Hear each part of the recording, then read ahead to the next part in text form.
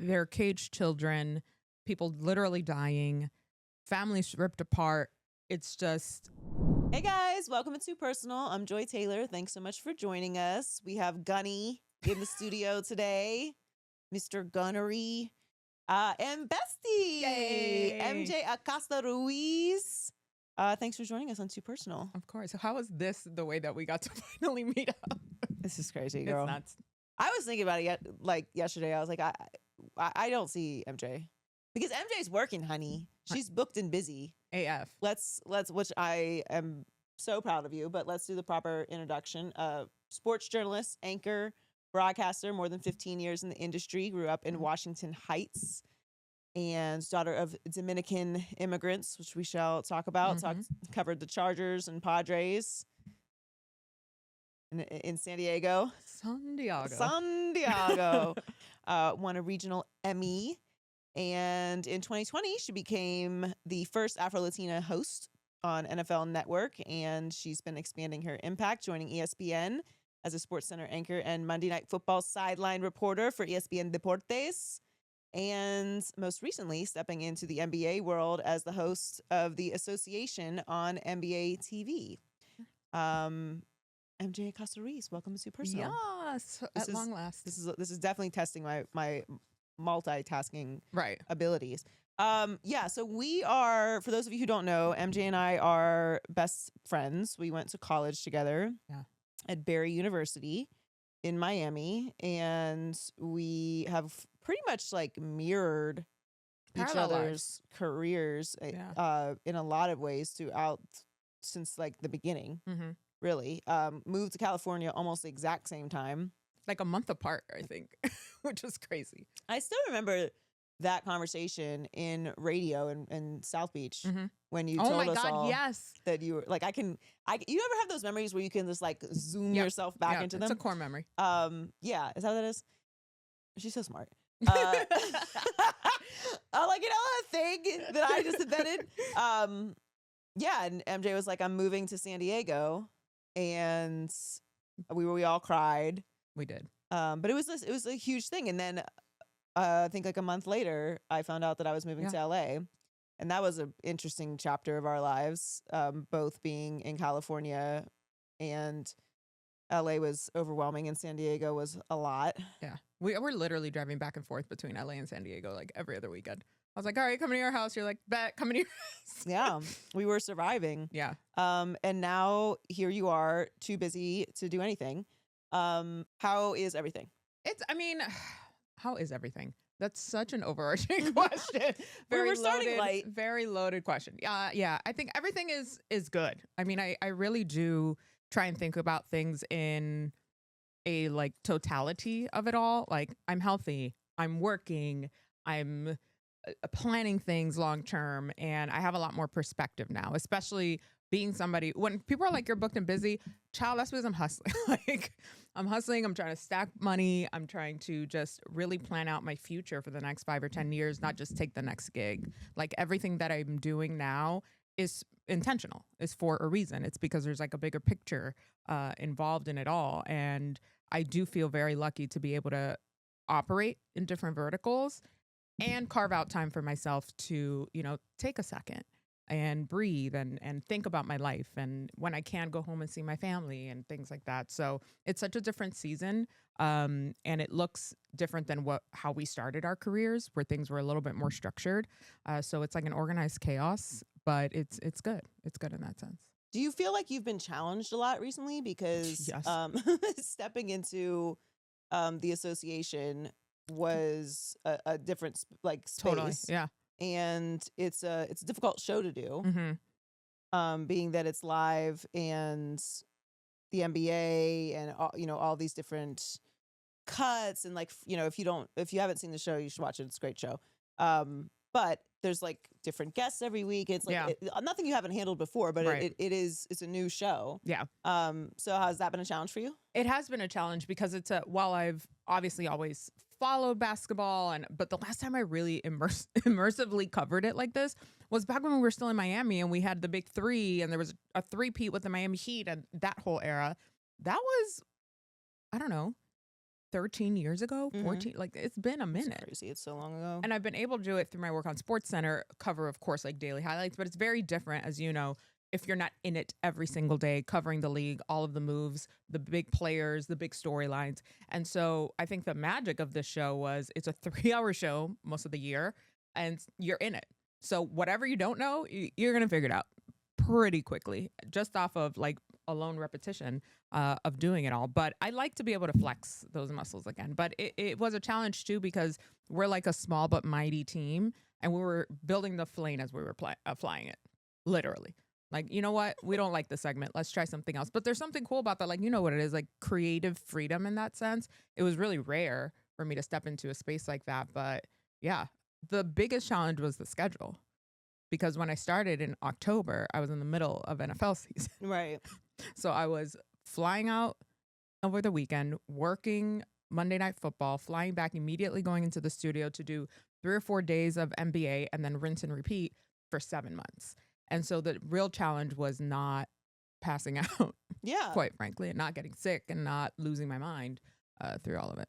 What are you doing to not lose your mind through all of it? Because that is a lot of work, and people don't see people just see the shows, but there's work to be done in between those shows. There's meetings, there's prep, there's hair and makeup, there's research, there's things in between that. There's travel, like there's a lot that's happening in between that. Also, you have a life. So you try to. Well, yeah. I mean, but you do have a life. Like you have, you have things in your life. So what are you doing to balance not balance? I hate that fucking word. Yeah, no, balance doesn't what are you doing to take care of yourself right now? I think the main thing for me in season, and when I say in season, I'm talking about NFL season, because that's when everything collided all together.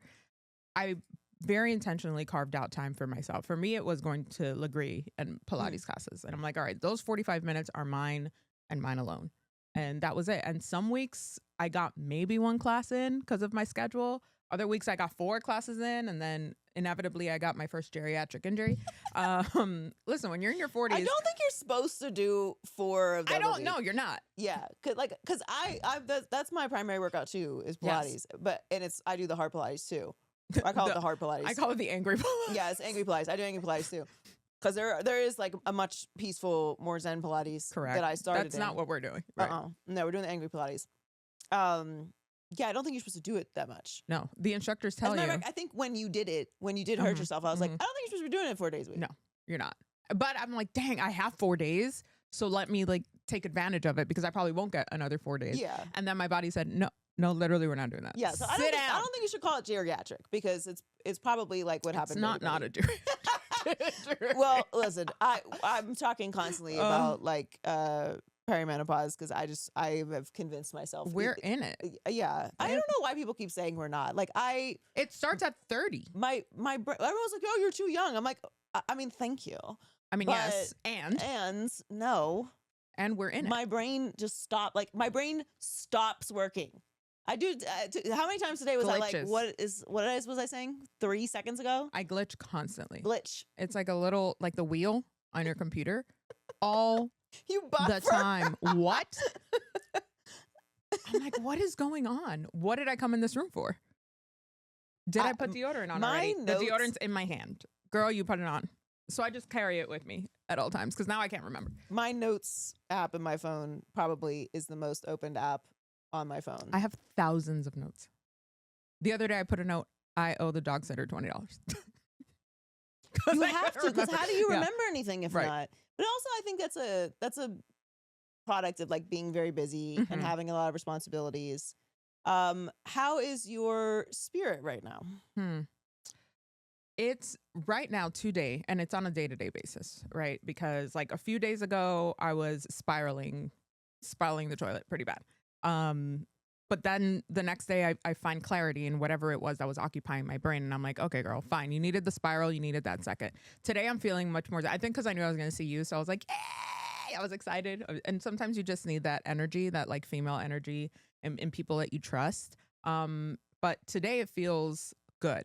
But it is, I've learned to give myself grace that if I'm not feeling 100, it's okay. There's reason to not feel 100. Right. There's a million tabs open. Half of them are destruction. The other are anxiety. The rest is planning a life. trying to figure out what serves me and my family best. Is the dog okay? Did I let his hair grow out too long? Do I need a haircut? Did the mortgage get paid? Yes, of course it did, because it's on auto payment. So why am I worrying about that? Like, it's always covered. But there's always all of these tabs that are functioning all at the same time. And so I've learned that if I am glitching, well, damn, I'm doing pretty well. The fact that I haven't completely collapsed is actually kind of a miracle, if you think about it. Yeah, I mean, it's like this constant it's this constant anxiety that you forgot something all the time, or you missed something, and sometimes you do forget. I do. And that's okay, but it is, I think when you're an aspirational person, those things feel like failures. All the time. Like, why would I forget that? And it's not, and it's that grace part of giving ourselves the permission to like fuck up every once in a while. And I don't mean fuck up in like the great tragic collapse side of it, but like sometimes you mess things up. Sometimes I forget that I was supposed to pick up Gunny at 3 and not at 6 or whatever it was. I can't imagine the ones who have like actual little humans depending on them. Like, bless. And I think the other big part of it is the perfectionism that I've been dealing with my entire life. The people pleasing that I've been dealing with my entire life. Where does that come from? I think a lot of it is for sure childhood. Like that's the imprint, from birth to 7 years old, you're conditioned to be a certain person.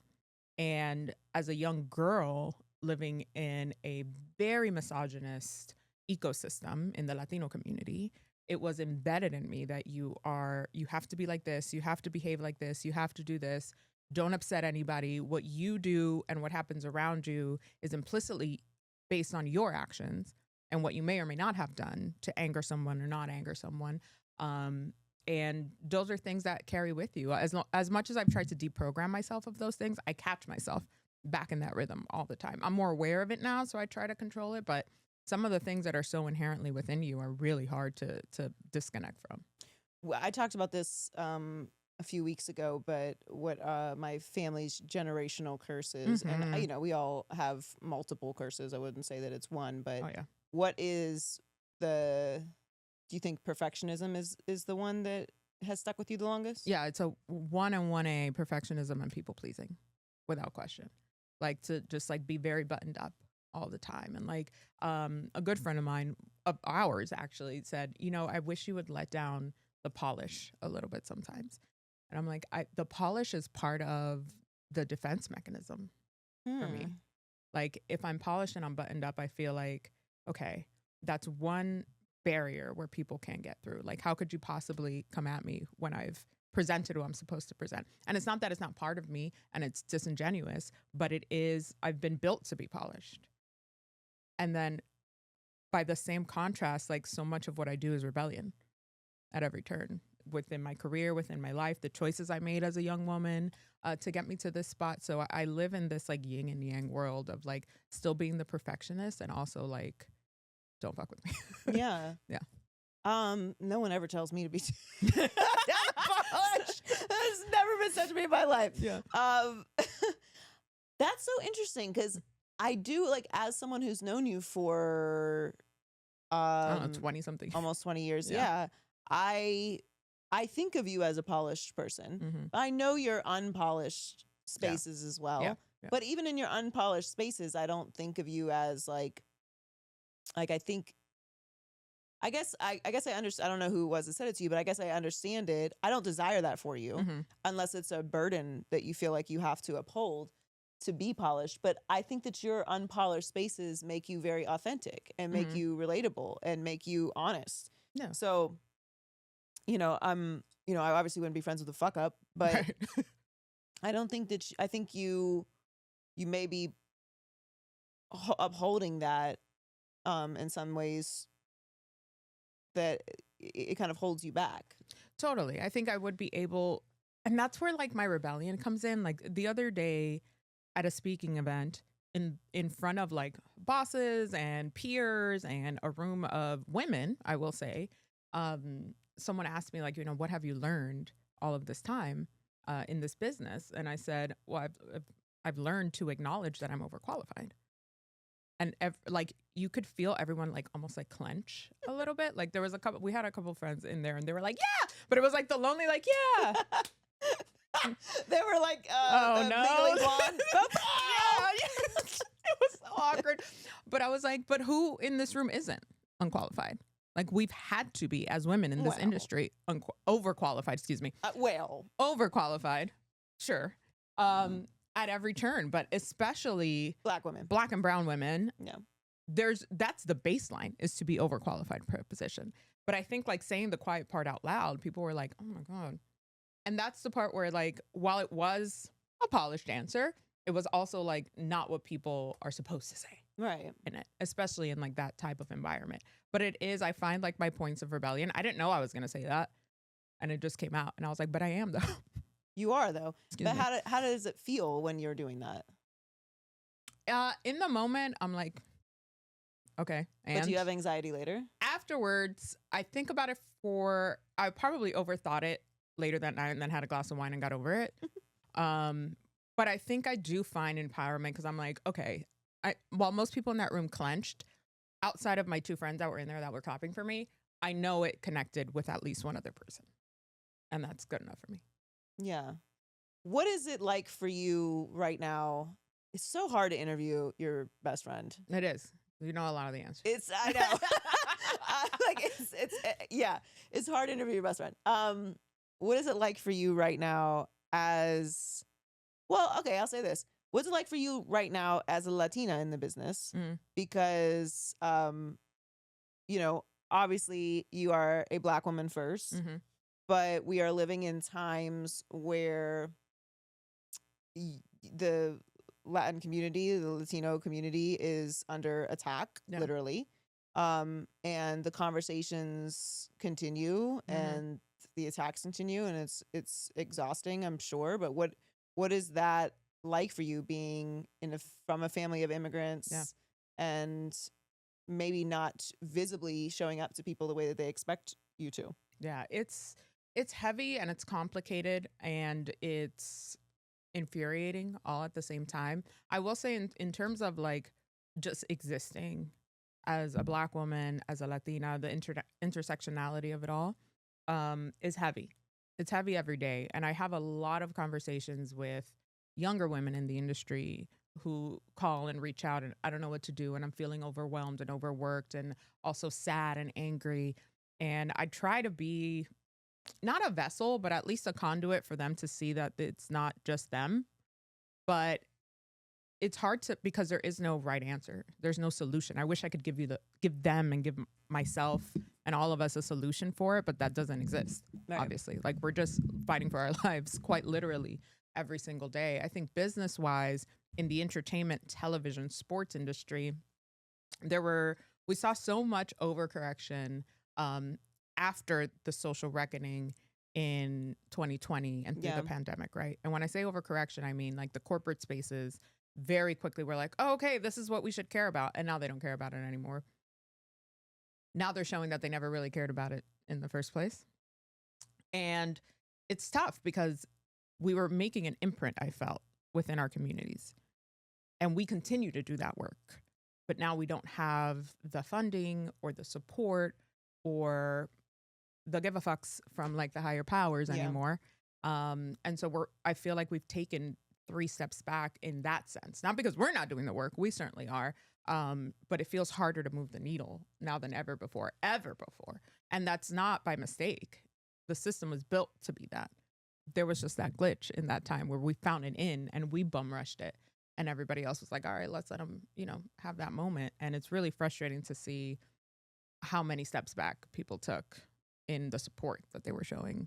Yeah, I mean, the anti-DEI stuff is very obvious and very real. And no one would ever mistake me for being an optimist, but my opinion on all of it is, while it is clear that that is what they're trying to do, and they're not being quiet about it at all or stealth about it, the audience has to react to it. Yeah. Like I saw somebody, I hate doing this without having, this is a journalist to me. I hate not knowing if not it's having real the or reference. not. Yeah. that Stephen Miller's wife is getting a podcast, I think. And I'm like, yeah, right, Why? exactly, Specs. Ugh. But Precisely. I'm also like, who the fuck is listening to Stephen Miller's wife's podcast? Like, evidently somebody is. I mean, they're funding it, I guess, but like, doesn't there have to be an audience for it? Like, I don't care how many fucking billboards you put up, I'm not listening to that. I'm not listening to it. So the people that were already listening to that kind of gibberish might listen to it some more, but like the audience has to reflect that. Like, if you're going for audiences, we want diverse voices. We have shown that in our demands, not just on social media, but in the reaction that we have, the things that we support. And I think that the things that we buy, the things that we buy, the places we shop. So I do think that it's on, and I can't speak for the Latino community, but certainly the Black community, it's on us to support the things that matter. Do you feel like the Latino community, am I saying that properly? Do you feel like the Latino community is united in any way right now? I see it, but I think in the overall sense, there's so much work to be done. I think there's a lot of forward-facing people, and like I'm part of a group called Latinas Acting Up, and like our queen Gina Torres is part of it, and Diana Rivas, and like so many, Eva Longoria is part of it too. Like there's so many women who have had now access and are in positions of power to really move the needle. But the rest of the community has to show up. And I think creating these spaces that aren't cost prohibitive, that people can really show up and show their support in different ways, we can only build it. Like everybody else has to come. And I do feel that there are Ida, who's a phenomenal comedian, and I met her during Super Bowl week, and I went on her podcast, and she had an interesting thing in an earlier episode of her podcast that said, you know, there are so many rooms that I walk in that it's my peers, other Latinos, telling me like, you're so good and you should be in. Okay, but you're in the room where you could get me in there and you're not doing it. Like there are a lot of communities who keep it together for themselves and are lifting their own communities up. And a lot of times we falter in that. And I've seen it over and over again where it be your own people. Not everyone, obviously, but I think I've been in direct situations where you think because somebody looks like you and has a similar background as you and can empathize with you, but they get that little bit of power and that's what they're going to hold on to. Their survival, their proximity to power, as opposed to like, okay, I'm here. And I'm not saying that everybody has to be the representative for the full community, but to a certain extent, yeah, you do. Because a lot of times we are the only one in that space. Yeah, I think you do. Yeah. I think you do.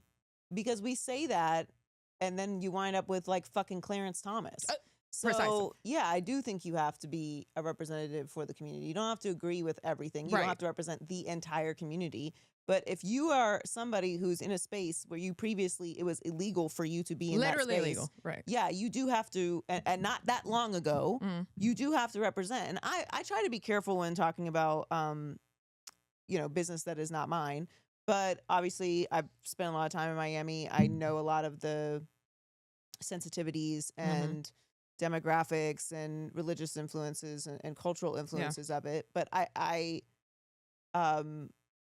what role in proximity to whiteness does this play? Oh my God. The proximity to whiteness is everything. I mean, that's what I've experienced directly, because there's still so much of the Latino community that refuses to accept our African roots and our African lineage within my own country. That's why I don't want to even call it a trope, but like you hear people, especially when a Dominican shows out. I know black-eyed Dominican. I know black-eyed Dominican. Hello, that was my grandma. A black woman. A black woman. You could not tell her she was black.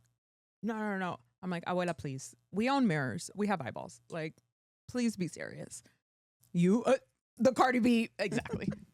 Exactly. But that's another generational curse, a generational trauma. Just because you happen to speak another language does not make you any less black.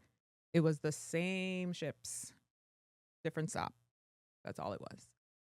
And so it's hard because a lot of the Latinos that you see in forward-facing positions that have been advanced by the mainstream, it's because they're the most palatable, because they look the closest to white, as opposed to the ones who are more indigenous and black. That's the reality. And I feel like that plays such a big role in social justice. I feel like it plays such a big role in politics. It plays such a big role in representation, in storytelling, and obviously, you know, proximity to whiteness in the non-Latino community, in the Black community, it just doesn't really work. No, because that's not a thing. It's not a thing. Yeah. I mean, there was a time in history when, you know, that it maybe was, but there's no such thing as like a palatable type when it comes to that. But I do feel like so much of what is happening politically and socially, it does feel like that this particular time, obviously, the focus is on immigration. The focus is on the Latino community. And it's scary to me, and I guess a little bit confusing, how it wouldn't be a more united front. It's survival. It's survival, and it's delusion. Yeah, I feel like it's more delusion because it's the survival thing is not that's not the survival thing is to a point. Like you survive to the next day. Right. It's to a point. And I think growing up in Miami was such an interesting sort of vortex of all of it, because you got so many Latinos from so many, you know, you got the Caribbean Latinos, the South American Latinos, just everyone comes together. But you also have people who defected from Cuba, who was a communist regime, who have very deep embedded, not just beliefs, but trauma. And a lot of folks who look very white. Very, very white. And they came into this country under different circumstances, especially if you look back at the Marielitos who came in the 80s, who were literally shipped out of Cuba and sent to the United States. And they were afforded different benefits, if you will, when they came to this country, as opposed to others who like literally fought for their lives to get here from that same island. And then build in the people who are coming from Venezuela, from Colombia, from Mexico, from Dominican Republic. It is such a mixed bag of trauma that it's so intense. And that's why you see all of the viejitos over at like the Cuban coffee spot fighting all damn day about which regime was worse and who had it worse. I mean, fighting the oppression Olympics, I feel like is always a thing. It's insane. But I don't know. Maybe it's my naivete because it's not my culture, but I don't understand the separation, like the inner. Like, okay, if it's World Cup time, cool. Okay. But like, wear your flag. All right. But like, as far as the united front against oppression and white supremacy, how is this not an easy plug-in? How are you going to get your papers and then hate somebody who hasn't gotten their papers yet? Yeah. Is there an explanation for that? Like, is this a discussion in the community? It is. And I think amongst the younger generation, because I think that there's still a lot of, from the conversations I hear within my own family, within just the community, there's so much of a, well, I did it this way, so you should do it that way. It kind of comes back to other generational traumas like, well, I got my ass beat, so why aren't these kids getting their ass beat? Because you should want better progression for the next generation. If it was so hard for you, if you had to wait 25 years to get your citizenship in this country, but now there's a path potentially for somebody else to have it in a shorter time frame, why wouldn't you want that? Why do you want every generation to suffer as much as you did? Yeah. And I think the suffering is like, oh, well, that's the rite of passage. My parents came here, sacrificed literally everything, and went through hell and back so that I could be able to live these crazy dreams of mine. They don't want me to suffer the way they did. Right. They don't want me to go through what they did. They don't want me to be on food stamps and on government assistance and fighting for their lives every day, or living in a 2-bedroom apartment with 15 other family members because we're all trying to make it here at the same time. They want me to be superior to anything that we could have even imagined, right? And I think so many people still live in this blockade of like, if I suffered that bad, so do you. How dare you have it easier than I do? That comes from trauma. And a little bit of it comes from, well, I made it. Why can't you? And it's a weird freaking flex. It's not the flex you think it is, babe. Like, it's weird. It's weird, and it is not, I don't know, like, if it exists in any way to that level in the Black community, because like it's, I don't know. I just find it so strange, and I find it very heartbreaking because so do you, Gunny. Sorry, he's stressed. stressed out because with everything that's happening right now, I do feel like the community being under attack, that, you know, immigration camps would be the thing. God, it makes me sick. Concentration camps. It makes me sick just to even think about it. Like, they're caged children, people literally dying, families ripped apart. It's just, it's insane that people understand inherently that this is happening under our watch and that people are encouraging this type of shit. I don't, even just as a human being, let alone as a member of the Latino community, how you can think that that's okay and that's something that you support. I will say, I think generationally, here's what I feel the difference is in the two spaces between African Americans who grew up here, who have this generational lineage of literally building this country, as opposed to folks who came from an already colonized place and then are coming here to another colonized place. I felt it more when I came from like South Florida, New York, and then the West Coast. Very different origins, right? Whereas a lot of our Mexican Americans here are 4, 5, 6, 7 generations deep. I'm first gen in my 40s. But when I came here and I met, you know, a lot of Mexican American Latinos who are my same age, they're like, oh, my great grandma was already here. And they told us not to speak Spanish, to assimilate as much as we could to this culture, to be as American, as white as we could be. As opposed to like, you go to Miami and the first language is Spanish. Spanish, yeah. I grew up in Washington Heights. Well, now it's gentrified, but it was all Dominican. It was all Dominican restaurants. It was very forward, like within the community. It was just cold, but it was another Dominican republic, no beach. So it's so different. Whereas we came over on the East Coast, where I think it was more acceptable to like still uphold your culture as much as possible and your language and your traditions. Yeah. As opposed to survival wise, the Mexican Americans here, from what I've learned in conversations with them, was, nah, you got to be as American as possible to survive here. So it's an interesting dynamic. But nevertheless, it goes back to the proximity to what American standards are, to what the white standard is, and to be as close to that as possible, whatever your motivation is. Do you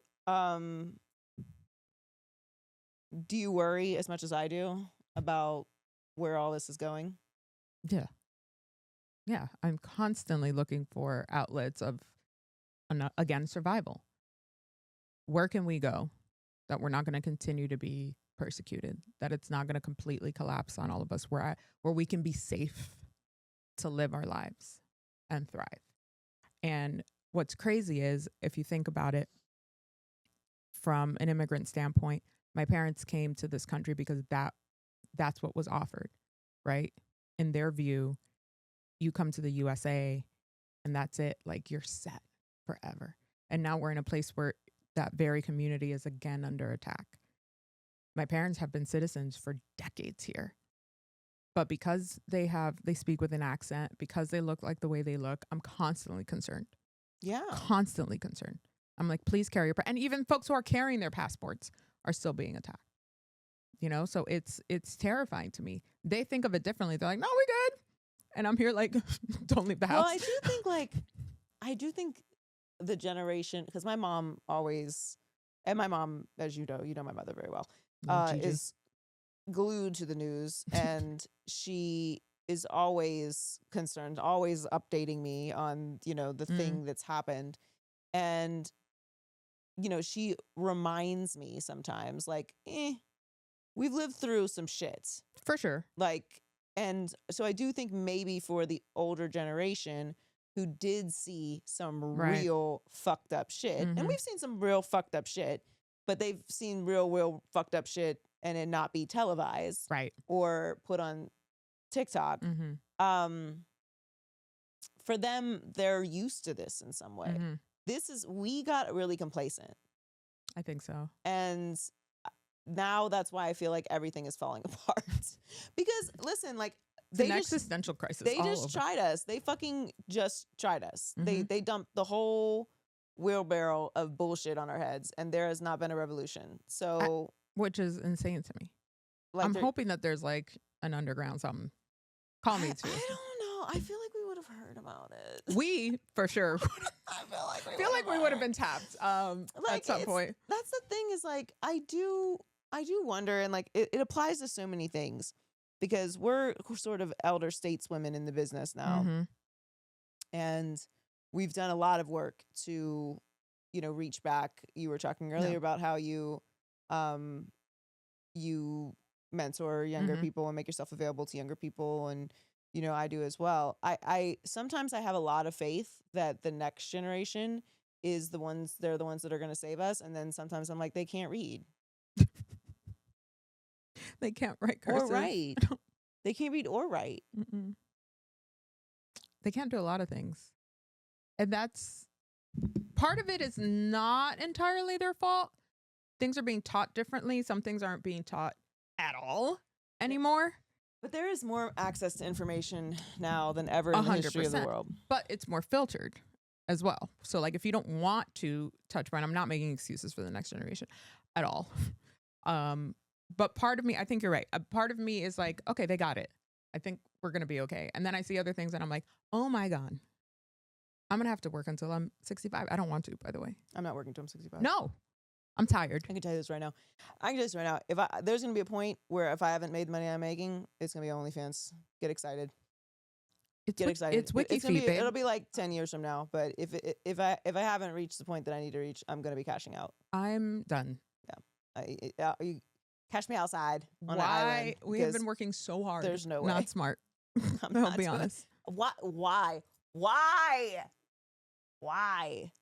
We can blame Gigi and Maria, okay? Because they gave us a certain Listen, let me not ask Gigi. She's going to be like, how much? She's going to say, do it. Forget that. Don't worry about the nieces and nephews. They'll get over They'll it. be fine. Buy them all a car. Yeah. No, please. I'm not going to do OnlyFans. TBD. It might be something else. Let me tell you this right now. If I didn't have these tats, these feet would be on the internet.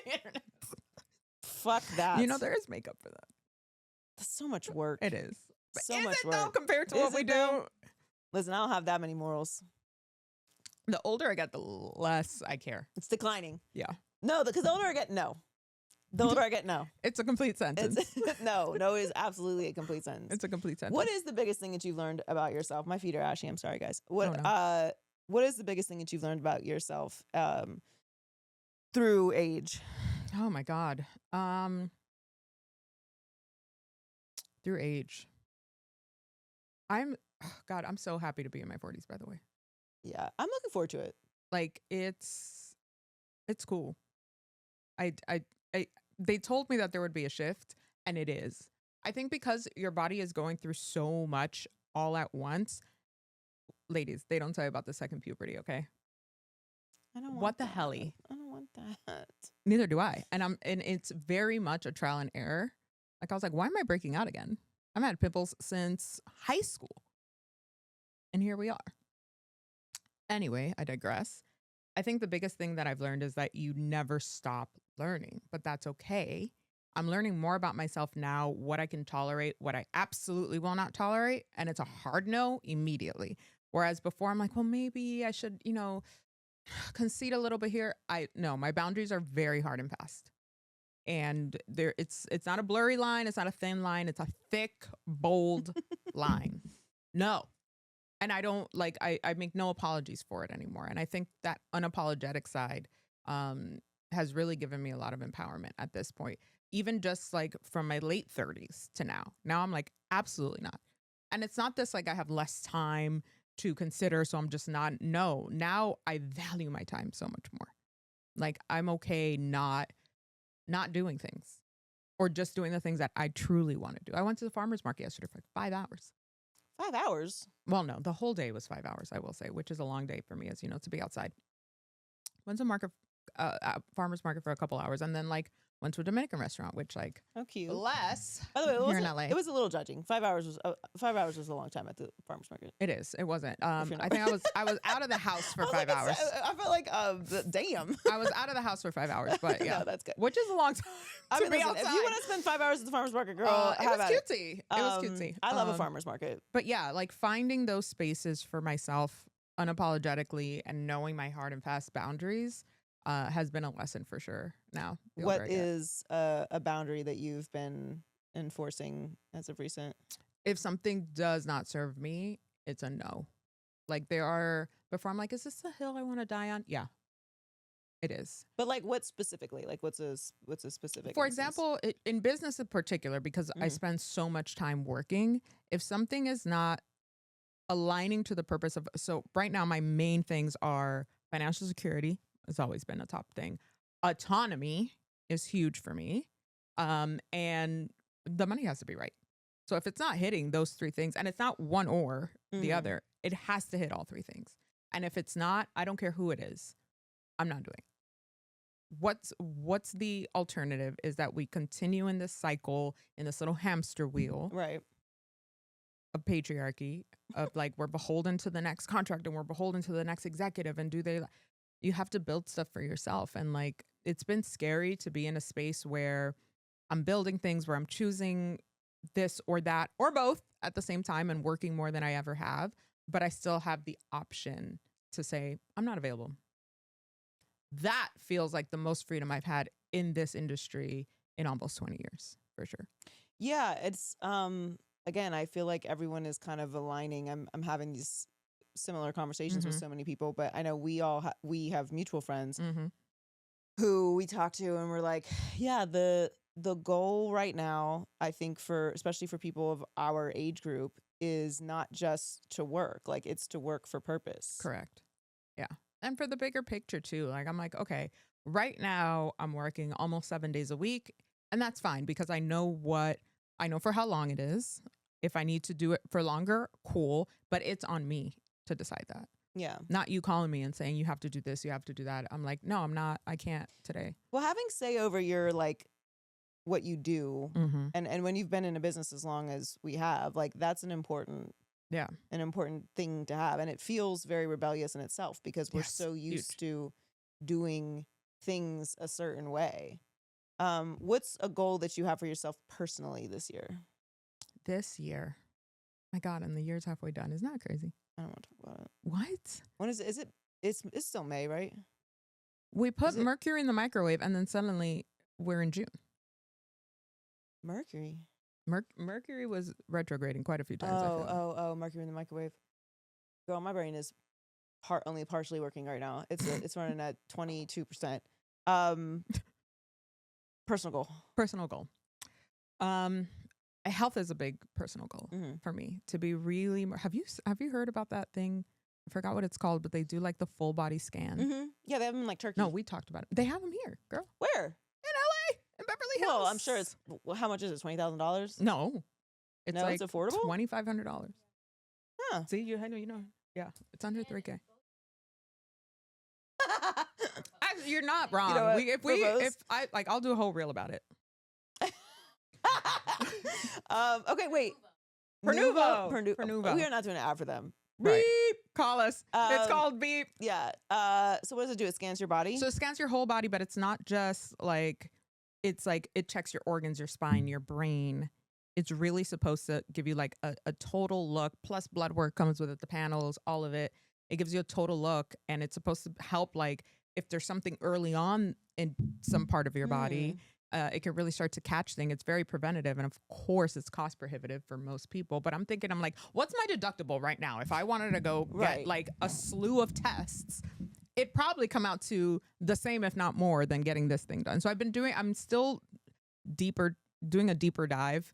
And of course, we work around athletes, and they're like, "Oh yeah, I got it done." I'm like, "Yeah, fam, because you're wearing $2,500 on your pinky finger, right? Now. You have one Van Cleef. The worst. The rest of us are not in that tax bracket. But I'm like, I think it is worth it because I really do want to understand, and because there is still a massive gap in how much research is done on women's health.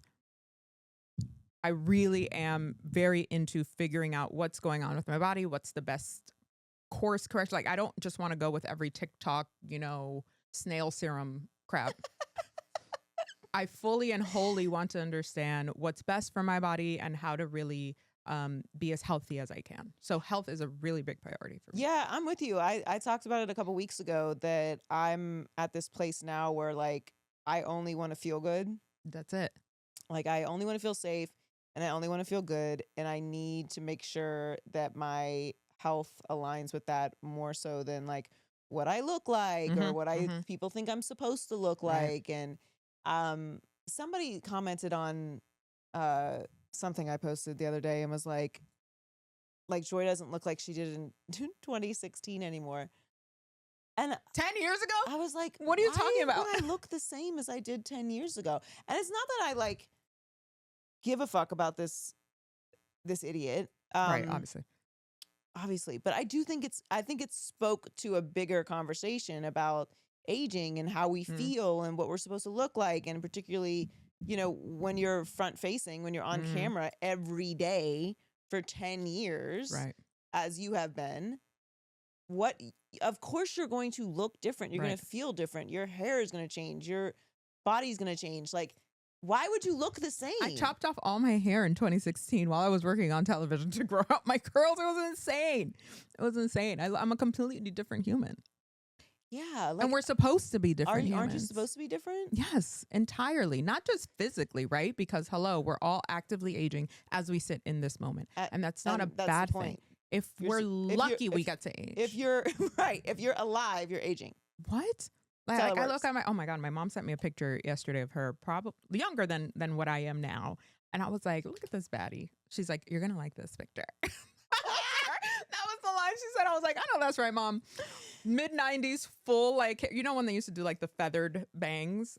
Nobody could rock a feathered bang like my mom. Child, what? A bayang? The bayang. But she had the feathered and then she had the fringe. It was amazing. But it was just like, I think about like and look, I do Botox, I do all those things. Like I'm not gonna, and I don't care. Like it's me, it's what I've chosen to do. But when I have felt pressure, outside pressure of like looking this way and to fit like a very specific standard of beauty, right? A Eurocentric standard of beauty, whatever that means. Then I look at pictures of my mom and I see myself in those pictures and I'm like, I don't want to look like anything else. I want to look like this woman. Okay, maybe my forehead's frozen, sure. Right. But outside of that, I'm like, look at this baddie. Yeah. Like I have her genes. Like how lucky am I? Truly. You went on that hair journey and inspired me to do the same. And then I abandoned it, obviously. It's hard. It's very hard. It's like, I'm so proud of you. It's so hard. And it's so hard to do it when you're on air. Mm-hmm.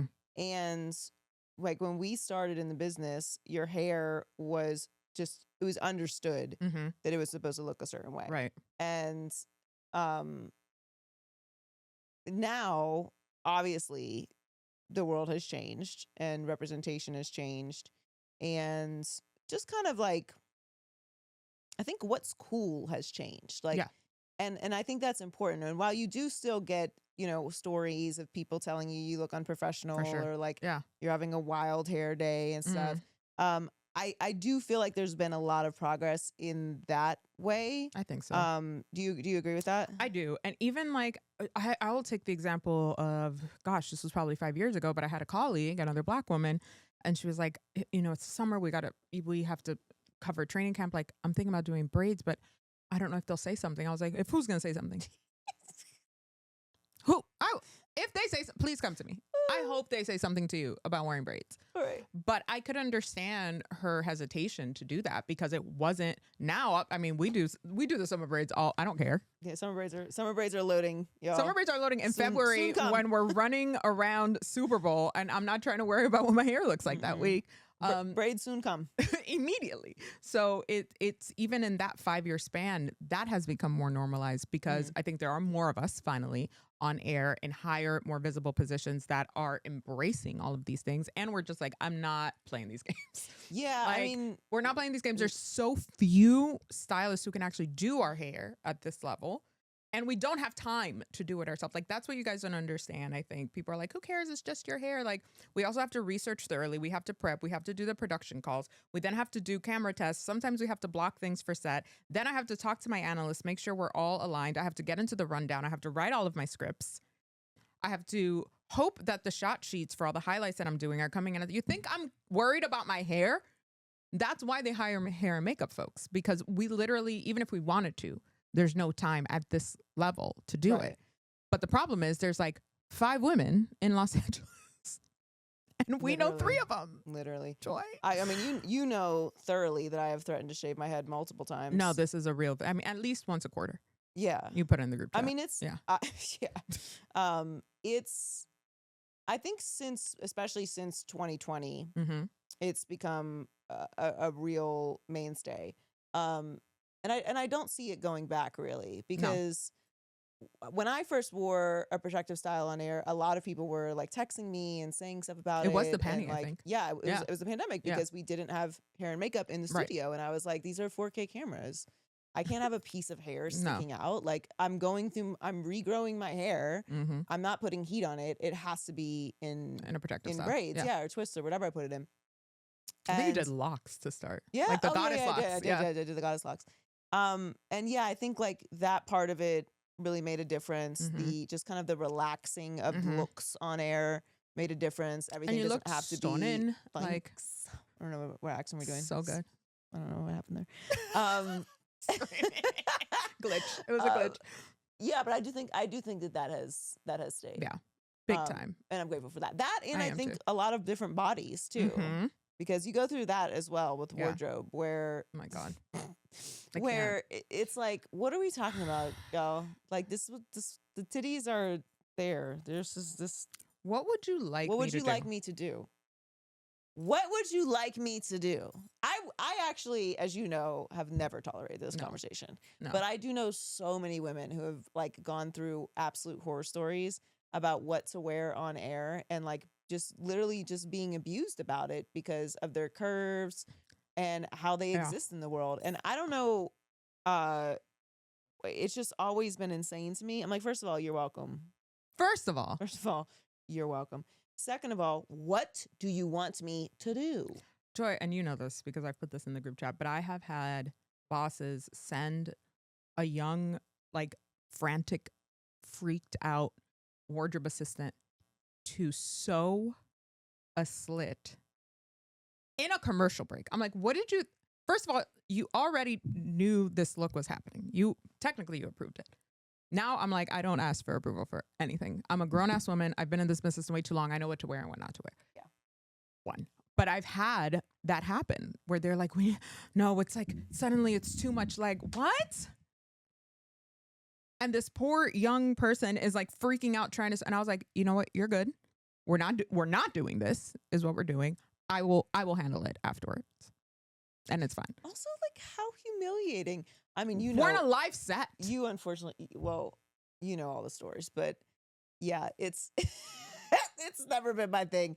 I can't. I'm not talking. I'm not even entertaining this conversation. That's a mild example. A very mild example. Yeah, I'm not entertaining this conversation because at the end of the day, what are we even talking about? What are we talking about? Can you see my pum pum? Can you see my pum pum? No. Okay, let's move on.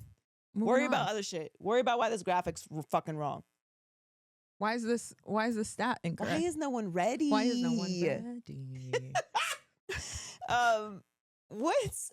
is right now, what is your biggest anxiety about the business? Ooh,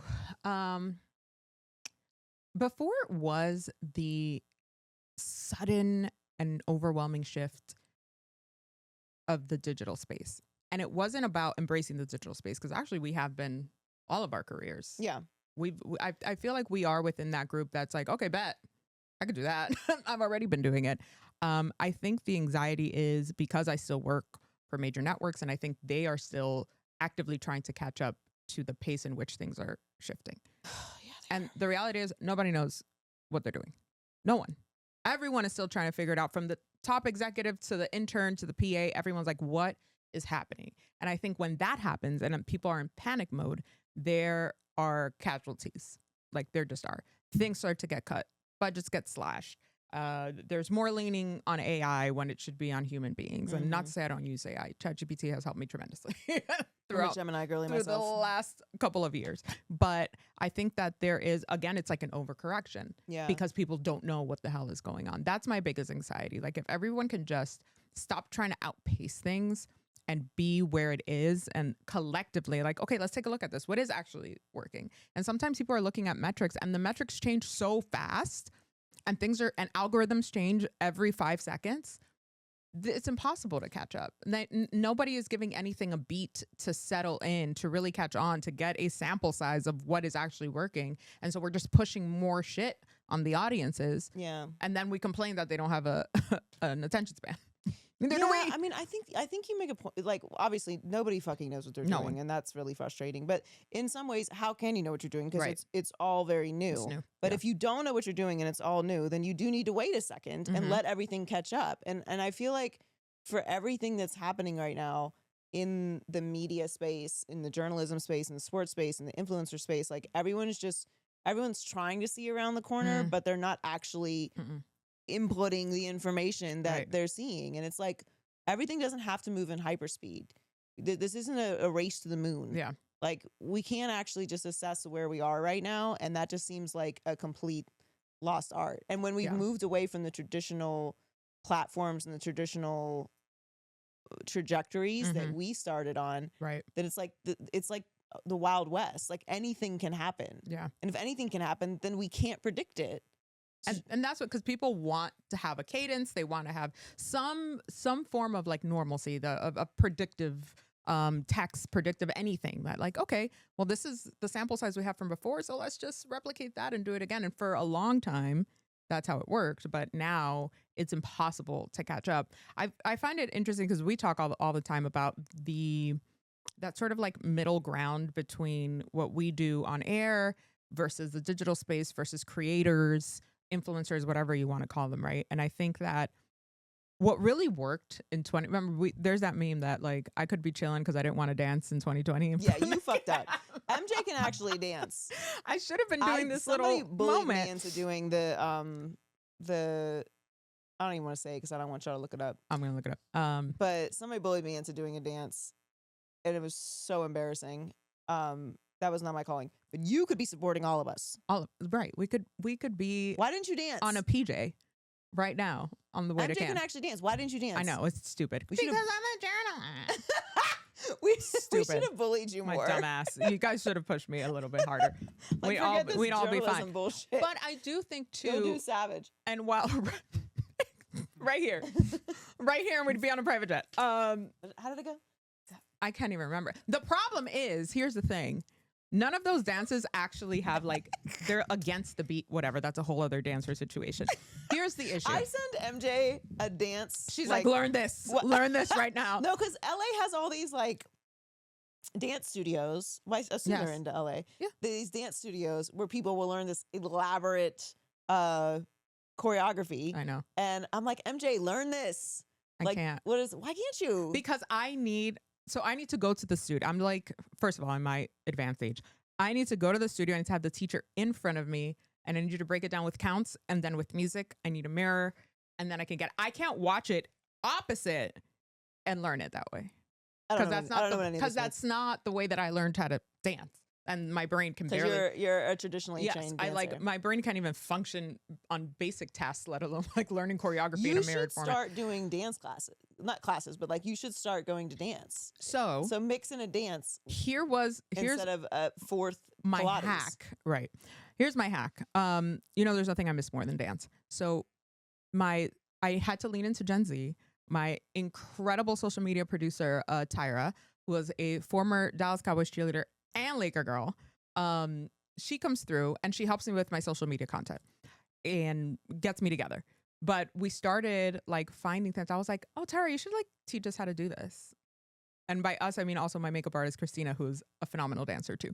So now like part of the content, every now and then you'll see us learning like a little routine, but it gets me back into that flow of dancing. If Dancing with the Stars would ever call me, please. Dance with the Stars. Dance with the Stars. We are staffing Dancing with the Stars now, okay? That's what's happening on Too Personal. We're casting. We are casting it. Like, Dancing with the Stars needs to put MJ on. Please. Like, it's my dream in life. It is really time. It is my dream in life. And MJ, so... I would crush that show. Of course you would. Hurt, hip, and all. You would be brilliant. Yeah. So MJ, one of the MJ Joy lures is that MJ was trying out for Miami Dolphins cheerleaders, which was your third time trying out? My fifth time. Fifth time trying out. And I was there and I had a sign. She sure did. I saw the photo. And she was number 69. Yep, sure was.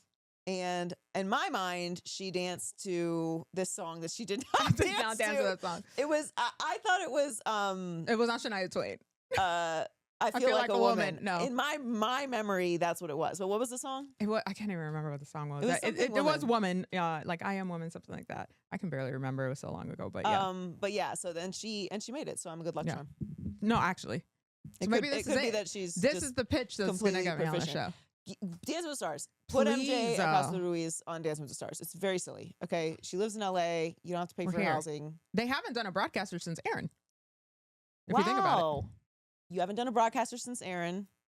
Think about it. We called Jason. He can come back for a reunion show. I know half of the Emmett. I know half of the you know half of the players. Keyshawn was on it. Keyshawn was on. Jerry Rice would come in a second. That's the homie. Oh, Jerry. Jerry would come through. We can have a whole NFL reunion. Guys, oh, that's so I'm also good. producing. You see what I'm saying? Like this. Don't steal her idea. Right. Don't do it. I will be so pissed. No, you can't steal the idea. No. But anyway, yeah, we should have danced in 2020 is the point. Is the point.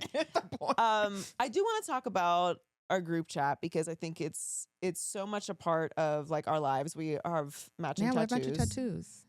From our group chat, the Spice Girls. Blood oath. Huh? It's a blood oath. It is a blood oath. Literally. It literally is a blood oath. I mean, we didn't share blood, but you know, yeah, you got it. We're not that weird yet. But having women friendships and like a strong, safe space of womanhood that is like judgment free most of the time, and is like a space where you can just vent or like talk about family or talk about men or talk about work. A place to like cry and be happy and like have genuine support or like real advice. Yeah. I mean, us together in our, like, I would not have survived in this business at all without MJ. No way. Same. And I just think that when we talk about relationships, we so often talk about the importance of interpersonal relationships between men and women or women and women or men and men, whatever it is you're into. And we don't really talk about the importance of friendship as much. Yeah. Yeah. And women, like my female friendships, women friendships, what are we saying these days? Women friendships? We don't like female. Female friendship? No, we don't like female? I think people don't like female because like you can be a female dog, but you can't be a woman dog. Yeah, the social. Yeah. Okay. So I feel like Miranda Priestley. What am I not allowed to say? Yeah. I don't really give a fuck. But I feel like it's weird to say women friendships. Women friendship sounds weird. So girlhood, I don't know. Girlhood. Not good? Okay. I am a woman. I'm a grown woman, but I am also just a girl. But I'm just a girl. Female friendships. Okay, eat a dick. Female friendships are incredibly important to me. I know they're important to you, but like, what has those relationships like meant to you, especially right now? I think the difference too, because we have a lot of acquaintances and like we have groups where we can bond and collaborate over different things, but and I'll just take the example of our group chat in particular, because it's not just the group chat. We make it out of the group chat all the time. It's because, and I'll only speak for myself, you all have been part of my life for decades. And you have seen so many iterations of me through so many chapters of my life, personally, professionally, at every point. And we've all grown. You've seen the worst parts of me. You've seen the messy parts of me, the beautiful parts of me, the resilient parts of me. And I think that there's so much value in having this very deep relationship. There are things that I can talk to you guys about that I can't talk to my husband about, that I can't talk to my mom about. You know, that it's a level of peace and of confidence that can't be replicated. And I think we are the exception, not the rule, right? In a world where things are so transactional and so fluid, like we genuinely pour into each other because we love each other. Even if we're pissed at each other, annoyed at each other, whatever, which happens, we travel together, all of that. And it has eclipsed a level of just friendship where it is family. A very chosen family, a very intentional family, but that also grew, like we all came together. So like, I can't even remember how long we've had this group chat, you know? And it's like, and it just happened because we are very different people, but we have a core value together. And, you know, it's very rare, especially when you start friendships in adulthood. You know, we met in our 20s and early 20s, but still, like, that's, yeah, we are adults, but like, not really. I'm still like a 41-year-old teenager, but who let me have a mortgage. But I think it's a lifeline beyond anything else. And it's such a beautiful thing to see. And again, having that level of, we can be uncomfortable with each other. And that's really hard to find in a world full of like pleasantries and platitudes, that we can just be like, bro, what the fuck are you saying right now? Or like, no, actually you're bugging. Or you know what? We need a sidebar. Like, how do we help this person? How do we help the other person? Or like, we all know that like birthdays come around. Like David now, my husband's like, why do I even get you flowers? Like, the girls are going to send such a bigger bouquet than me. And I'm like, first of all, you still need to get the flowers. Yeah. And he does. Yes. But he's like, well, here comes the bouquet from the Spice Girls. And it's like this lavish thing. And it's like, and there is a level of like romance to it, right? Like, we do romance each other. Like, Janice flies into town and I'm picking her up with like a cup of coffee. I'm like, I'm picking you up from LAX, babe. That's love. That's love.